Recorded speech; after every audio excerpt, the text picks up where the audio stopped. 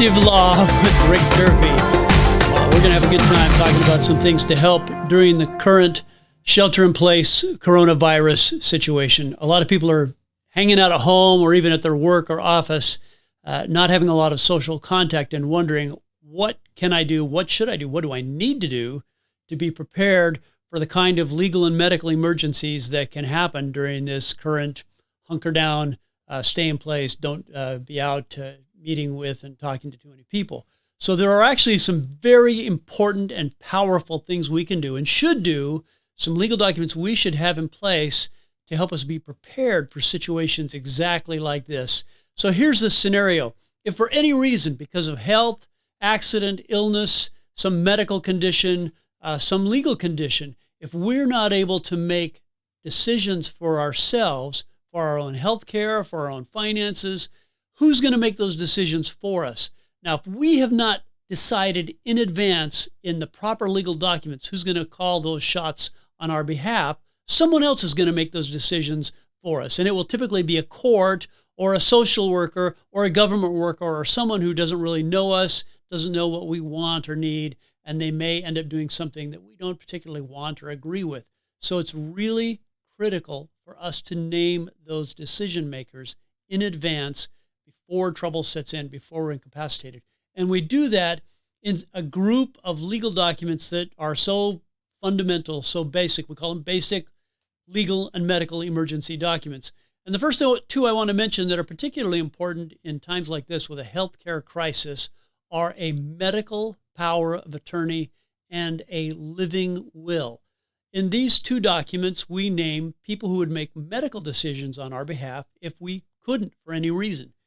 And there's a lot of overlap between a medical power of attorney and a living will. They both designate decision makers for medical decisions.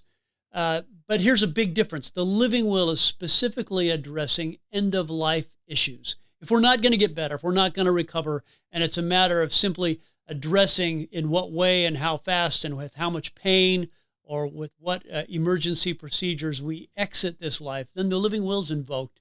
And that's a final document. If that's invoked, there's no gentle way to say this. You're going to die. But we still want to spell out what do we want before we get to that situation when we're not able to express our wishes. And we want to designate decision makers who can be our advocate for us, who can carry out those decisions, or in the absence of a decision from us, can make a judgment call. So, for example, working with my clients, I've had scenarios where we knew someone was going to pass away, but because a relative was far away, it was important to prolong their life for a few days to give someone time to travel home to say goodbye to their relative who was soon to pass away.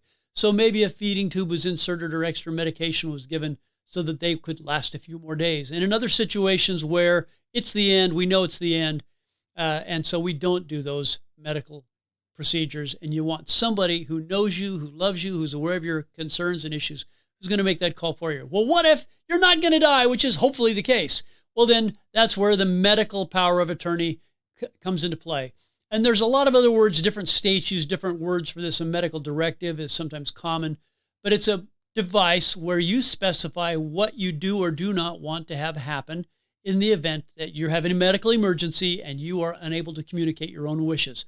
Obviously, if you can communicate, it goes. If you can say, don't stick that thing in me, I don't want that, or don't give me those meds, I don't want those medications because they're against my personal beliefs or against my feelings, or I happen to know because I consulted with another medical professional that would conflict with some other medication. We can still call the shots for ourselves. But if we're not able to communicate, we need to have decision makers set up in advance, named in advance, who can make those decisions for us.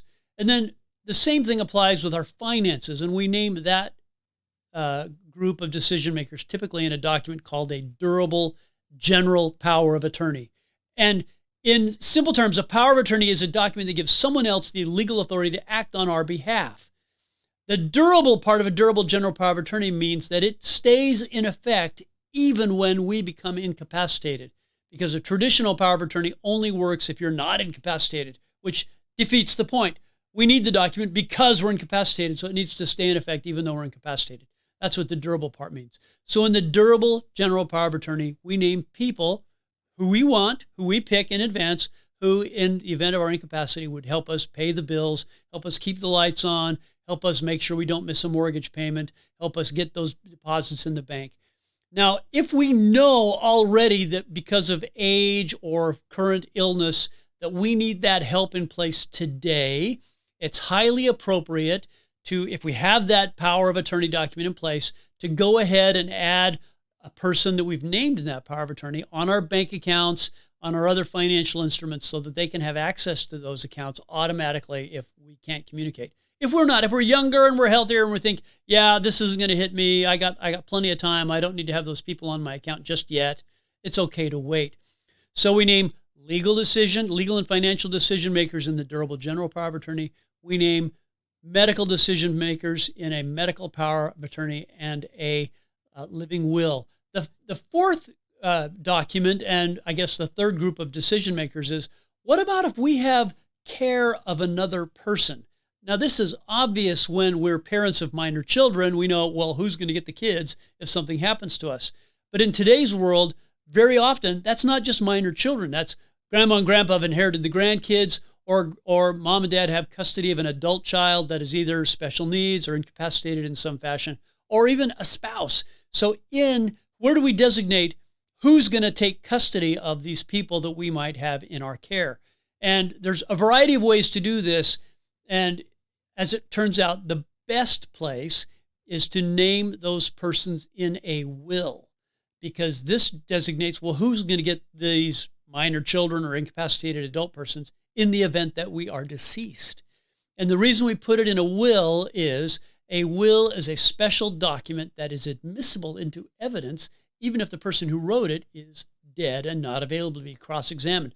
So it gets over the hearsay evidence rule. It's self-proving. Typically, if it's done correctly, it has some special provisions, witnesses and other things that make it so it's the best evidence available. It can be admitted into court, and the court can consider it in terms of deciding who's going to get the kids if something happens to mom and dad. So the four documents that we call these basic documents that we need: the medical power of attorney, the living will for medical decisions, the durable general power of attorney for financial and legal decisions, and the will where we designate who gets incapacitated or minor persons in our care. Obviously, we can also, in a will, say who gets what, and we can specify where our stuff goes. If we have a trust, which is often the best way to go, but not always. If we have a trust, the will is typically going to be what's called a pour-over will, and it's going to say, just take everything I got that's not already in the trust and pour it over and put it in the trust. It's important to note that if we're invoking the will, we are going to probate. Even if we have a trust, if there's assets not in the trust, the will says put them in the trust, but to get them in the trust, we have to go through probate. So if we're avoiding probate, there's some other things we can do: beneficiary designations on financial accounts, beneficiary deeds on real estate, even beneficiary designations on certain business entities. But also having a trust is probably a good idea if we have enough to warrant that. So some of these medical documents, by the way, if you go into any medical facility, they will offer you some of these documents, medical directives and a living will even. And sometimes that's a good thing to take advantage of, and sometimes it's not. And let me give you an example. When is it good to sign a medical directive provided by a medical facility? Often, medical facilities will have directives that are unique to what they do. So if you're going in to a podiatrist to have your toes worked on, for example, there will be specific things. Do we cut it off if it's got gangrene? Whatever. And maybe that's a silly example. But there will be procedure-specific issues that each institution will have when you go in for whatever medical treatment. And that's highly appropriate. The medical power of attorney doesn't make those micro decisions in advance generally. What it does is authorize other persons to make those decisions for you if you were incapacitated and unable to communicate. Now, obviously, if you're going in for your feet and you're conscious and you can say, yes, no, I do want this, I don't want that, to spell out the treatment options for me, A, B, and C. Okay, I like this one better than those. You can make all those decisions and make that judgment call when you're there at the medical institution. But if you're not able to communicate because the medical event was a result of an accident or an illness and you're now incapacitated in some fashion, then you want to have those medical decision makers who can make that call for you. Now, the living will, that's a document where you are going to die. And I strongly recommend that you not use the document provided by the medical institutions for a couple of reasons. Now, having that document is better than having no document, but I just want you to think about this. When a medical institution is handing out a living will, which authorizes medical procedures that will result in your death, who wrote that document, or whose lawyer wrote that document, and for the benefit of who? It was typically written by the lawyer for the medical institution for the benefit of the medical institution, not for your benefit. Now, the result often is the same. I'm sorry to say, you're going to die if the living will is invoked. But if it's written by your lawyer acting for your benefit, it's a little different. For example, just the insertion of decision makers. Here's somebody that has to be consulted before we pull the plug. Here's somebody that has to be consulted before we administer pain medication that may relieve the pain, but also hasten your demise.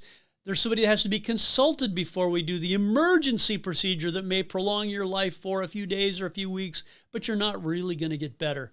So having that person that has to be consulted is an example of a difference in a document prepared by an attorney for your benefit as opposed to a document prepared by an attorney for the medical institution that's trying to protect the medical institution. The same protection happens, by the way, for medical professionals. They're protected if they honor these medical documents, but it's in your best interest to have a document like that prepared by an attorney for you. So when we're consulting with somebody, we want to talk through with them, who do you want to have make medical decisions on your behalf? And it's also my strong counsel that whoever you pick, you have a conversation with them so they know your wishes. If your wish is, keep me alive no matter what it costs, no matter what it takes because I'm afraid of death, okay, make sure they know that. If it's, hey, if God calls me home, don't argue, let me go, okay. Whatever your personal choice is, and it's highly personal, whatever your options are, whatever your choices are, whatever your preferences are, make sure the people that you have designated as decision makers know that. So I'm going to tell you a story. Some years ago, I had a client that I hadn't seen in a long time come back to me, called me up and said, Rick, I need to meet. And I say, hey, how you been? I haven't seen you for a long time. And he told me that he had died, that he'd had a medical event in his life and he had actually passed away. And the doctors called in his son and said, see that monitor over there with that flat line on it? That's your dad's brain activity. He's dead. He's not going to recover. We should pull the plug.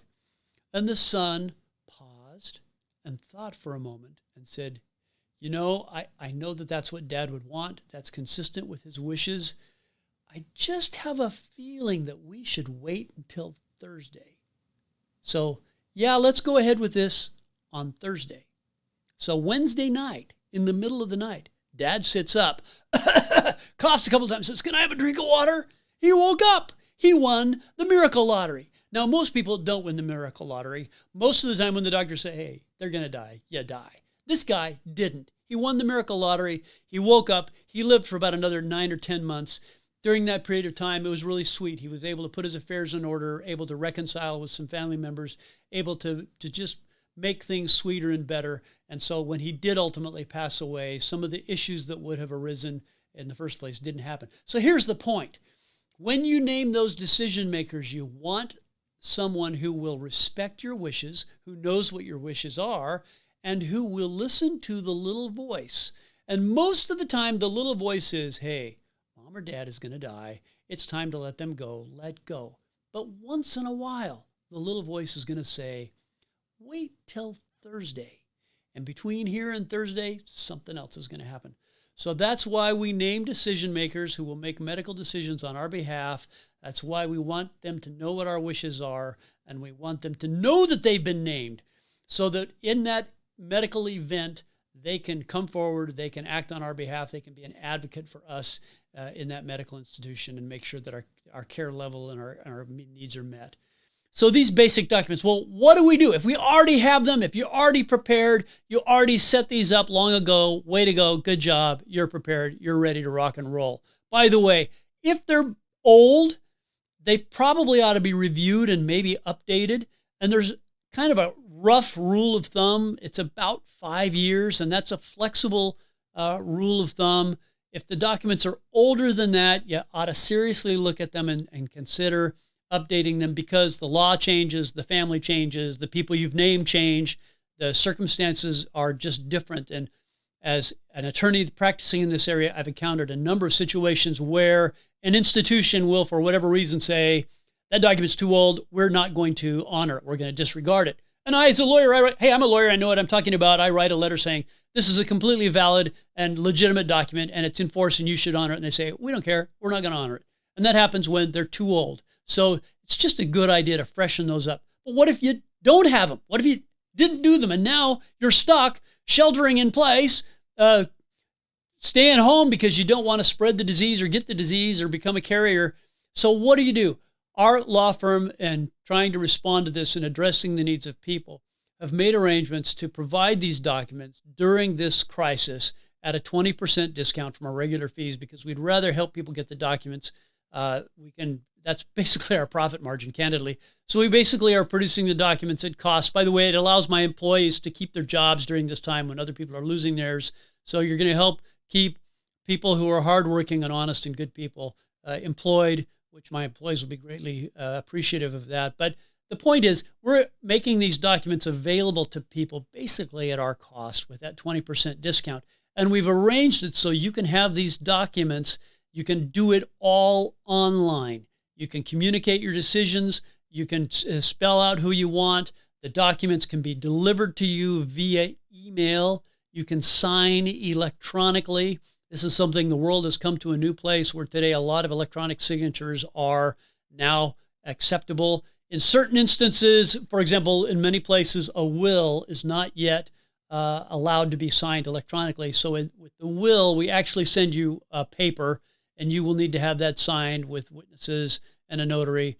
But then what we offer our clients who choose to do this is, after the crisis is over and we're no longer sheltering in place, we had something in place to protect you in the short run. When the crisis ends, we invite you to come in, and you can come in person, or we can visit by a video conference or otherwise, to come in, review what we did, make any fine-tuning adjustments if we need to, and where appropriate, obtain wet signatures. So our goal is to help people be prepared. We want you to be prepared. What do I do while I'm hanging out at home? I have to stay here. I can't leave. I feel like I'm unprepared. Do you have enough toilet paper? Do you have enough groceries to last to the end of the week? And oh, by the way, are your legal documents in place? Have you put in the proper documents so that you are prepared for those legal and financial emergencies? That's part of what proactive law, this publication that we're doing, we're calling it proactive law. What's proactive law? It's kind of like proactive medicine or proactive healthcare or proactive anything. It means taking action in advance before there's a problem to prevent the problem or have a solution in place before the problem arises, as opposed to reacting after the fact. So putting these documents in place in advance before you have the medical or financial emergency is just part of being smart. So who needs these documents? Candidly, everybody over the age of 18 ought to have these documents. So if you're a grown-up, this is one of the grown-up things that you do. As a grown-up, you register to vote. You make sure you have a driver's license. You do grown-up things. One of the grown-up things you do is you make sure you have the legal and medical protection in place. It's kind of a coming-of-age thing. We can tell who the real grown-ups are because they've done real grown-up things like, hey, by the way, this includes having a job, maybe getting an education, being self-reliant, and having legal documents in place. Your medical power of attorney, your living will, your durable general power of attorney, and your last will and testament. This group of documents we call the basic documents. And again, during this shelter-in-place coronavirus emergency, we're offering these to people on a 20% discount basis so that they can get the documents that they need. They can be prepared for the emergency, and we've arranged for them to be delivered electronically so you don't have to leave your house and come out and spread the disease around. So that's it. My name's Rick Durfee. I'm an attorney. I've been practicing since the 80s, done this for hundreds, maybe even thousands of people all over the country. We'd love to help you if we can. We want you to be prepared for those medical and legal emergencies. So when they happen, not if they happen, it's a when question, not an if question. When they happen, you're prepared. The decision makers that you have selected are already in place, and you have taken control of your life instead of surrendering that control to a stranger. So that's it for today. Rick Durfee signing off. Good to talk to you. Thanks.